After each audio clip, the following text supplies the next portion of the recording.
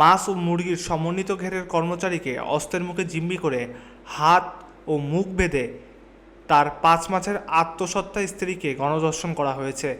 শনিবার দিবাগত রাত 2টার দিকে সাতক্ষীরা সদরের পায়রাডাঙ্গা গ্রামে এ ঘটনা ঘটে। আত্মহত্যা ওই গৃহবধূকে সাতক্ষীরা সদর হাসপাতালে ভর্তি করা হয়েছে। খুলনা জেলার ডুমুরিয়া উপজেলার বরাতিয়া গ্রামের 5 মাসের আত্মহত্যা গৃহবধূ জানান, তিনি একজন ধর্মান্তরিত নারী। বাপের বাড়ি পার্শ্ববর্তী জৈলতলা গ্রামে।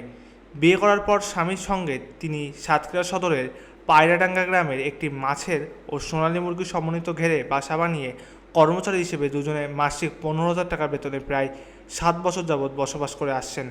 তার স্বামী ওই মাছের ঘেরের পাহারাদার।